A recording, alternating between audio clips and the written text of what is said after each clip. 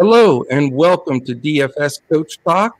Today is Thursday, October the 14th. I am Joe Sarvati, affectionately known as Coach, and I am joined by the one and only Josh Crash Davis. How are you on this beautiful Thursday morning, Crash? Doing well.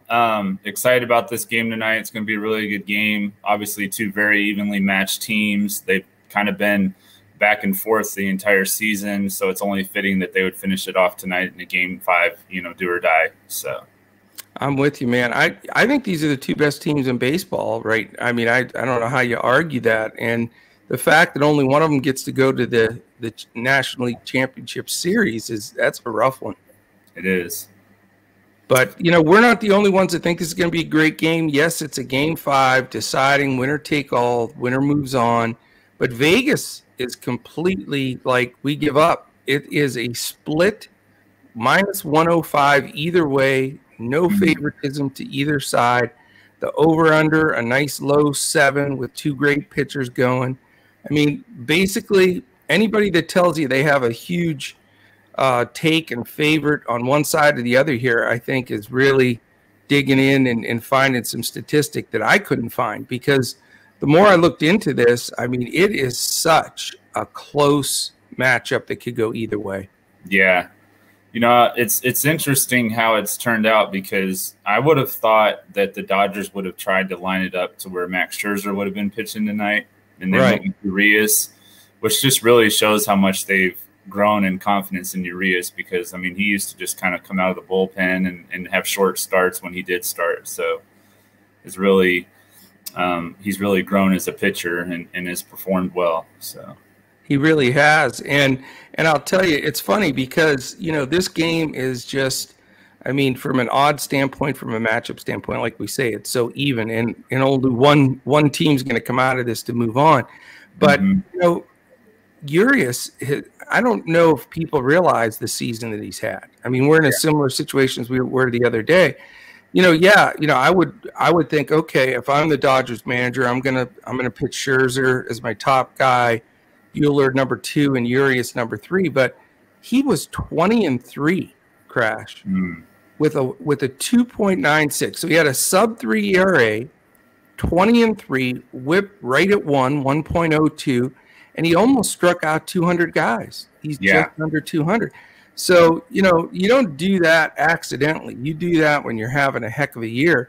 And, when you really look at his stats compared to Buehler and Scherzer, they're better. They really are. I mean, people don't realize that, but it is. I think he has been the Dodgers' best pitcher here. And what we're going to do today, by the way, since it's a showdown slate, we'll do the same thing tomorrow with game 1 of the American League Championship Series, is we're going to give you just one hitter and one pitcher. And that pitcher, obviously, you can use on Draftkings, on FanDuel and Yahoo, which we also support. There's no pitchers. So that hitter will play the role in those lineups as well. But as long as I'm talking about them, because I know you're going to go the other direction, because I just absolutely know it, is I'm going with Urias. I mean, I just love this guy. I mean, every time I've used him, he's been terrific. He pitched in game 2. He went 5 full innings, only gave up 3 hits and 1 run, struck out 5. And so he's pitched well against them. Statistically, you look back from a fantasy standpoint, he has not let you down, man. He has just pounded out some huge games.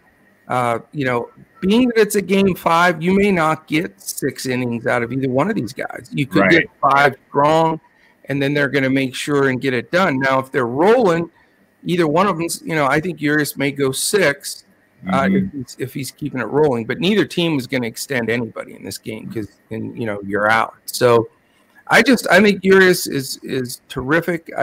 He's if you put him in as just a regular player, not as the captain on DraftKings, he's 10,400. If you put him in as the captain, which I'm going to do, he's 15,600. So it is expensive. And I tried to play around with it today, because really what everybody's going to want to do is on DraftKings is put Urias and Webb in there. And you really can't do it and have any semblance of hitting. That's the only problem. So if you do that, You know, you can put guys in that may pinch hit. I mean, at the very end of your team, it's really difficult. So that's not going to be a great option. Now, if you use Urias and Webb as not captains, you can get enough guys in there that can hit. It's sort of the Andrew Hansen method. He usually puts that cheaper guy in the captain spot so you can fit the stud. So I'm messing around with that at this point. It's just extremely hard to make a lineup on DraftKings and not use both pitchers. But again, at those prices, you're going to have to sacrifice one of them being your captain if you do that, which could cost you there too. So it's not an easy build on DraftKings. Yeah, no, it's not. And you're right. I am going to be going to Logan Webb. He's 15-9 at captain on DraftKings. He's 10-6 in the utility spot. He's just been so good against the Dodgers. He showed it again in game 1, 10 strikeouts in 7.2 innings, no earned runs on 92 pitches. So he just, to me, he's the safest play on the slate. And I want to build all my lineups around him and just try and figure out the bats from there. But he's definitely going to be my #1 play on this slate. And I think the Giants are going to win. And I think that they've been going back and forth all year. And it seems like the Giants have just come out on top, you know, in every situation. Like they were fighting for the division, but the Giants held them off. Now they've got them into game 5, and I think they're going to hold them off. You know, it might even be like a 1-run game, but I think that the Giants are going to come out on top at the end. Well, I'll tell you, I don't blame you for picking them. I mean, they won 107 games, man. Yeah. And if Gabe Kapler doesn't get unanimous manager of the year, nobody should ever win it. I mean, you look at that team. This is the amazing part for me. You know, in studying these two teams, and I was so split, the talent on the Dodgers is so much better than San Francisco. Half of San Francisco's hitting lineup are cast-offs, you know, minimum wage player guys. You know, it's amazing that they're able to pull guys off the scrap heap, put them in the lineup, and win 107 games. I'm just amazed by it. So I just ended up deciding, you know what, I'll take some of this stacked Dodgers lineup and just a slight favoritism. And I think more people are going to go with Webb. I think that Urias will be less owned than Webb because of specifically that last game and the fact that Webb more than likely, based historically, will go a little deeper if he's consistent. So maybe getting that extra inning maybe makes a big difference. But it's such a fine line because it's just 1 hit or 2 hits from flipping the complete slate around. Yeah. Yeah, but I like on DraftKings, I like trying to get both of them in like you were talking about. I'm going to try to if I can. Well, you're going to have to do it with neither one as captain, I can tell you, because I tried for a long time unless you want, you know, a magic pinch hitter to come in. But or a relief pitcher. You can do that too, but that's a guessing game. So it really is. It's tough. So it's going to take some thinking on DraftKings. And then as far as the hitter, let's dive into the hitter. We're obviously going to have different hitters. So go ahead. You can have the table here with the hitter. Okay. So I'm going to be going with Austin Slater. He's 7,200 in the captain spot, 4,800 on DraftKings in the utility, 4,500 on FanDuel. He's 286 against lefties this year with 16 of his 22 home runs coming against left-handed pitchers. He's 386 or 368 against Urias with 7 hits and 19 at-bats, including 3 doubles and a home run. He also hit a double in game 2, against Urias.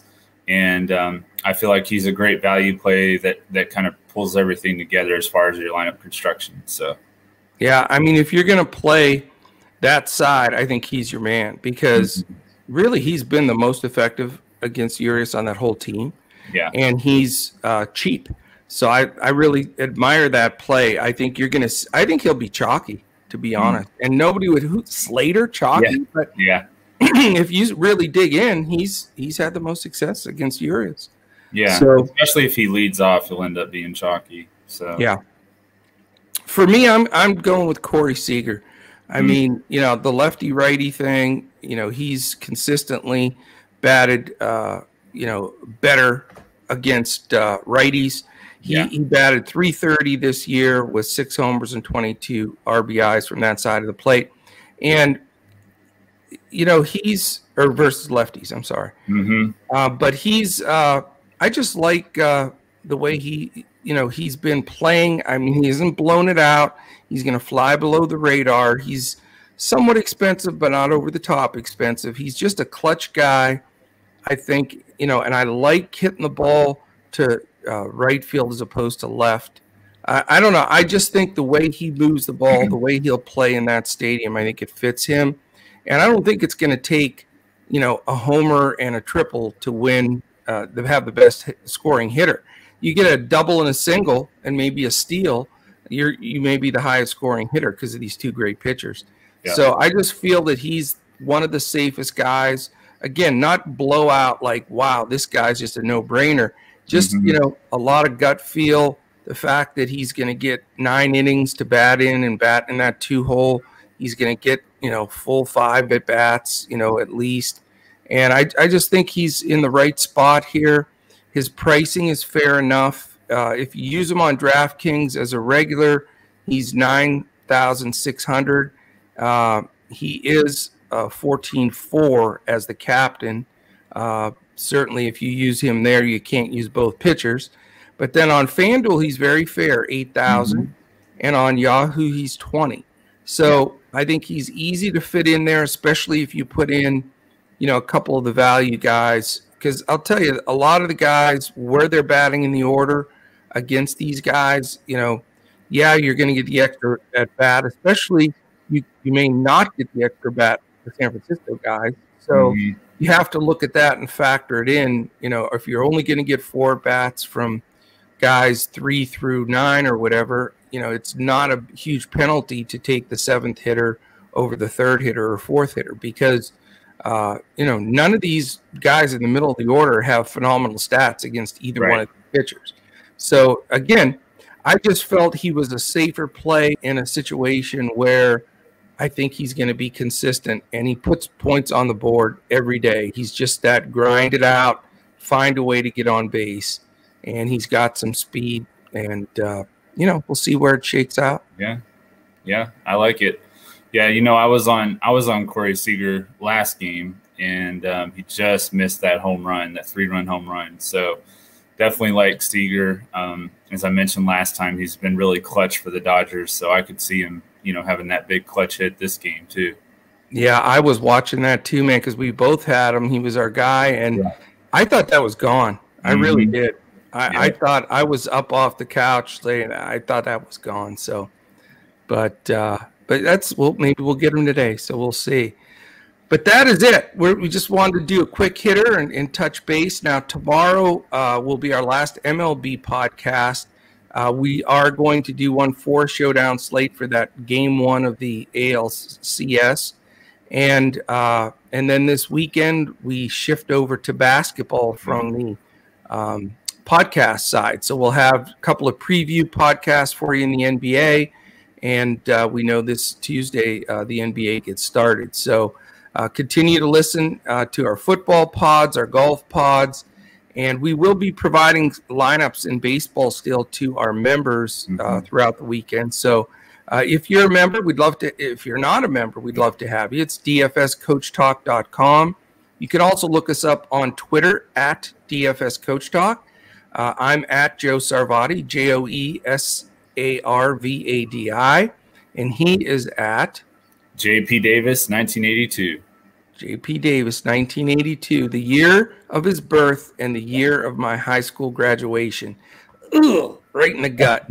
But but anyway, yeah, we'd love to have you. This is the perfect time to join. We have some great membership offers out there for the NBA.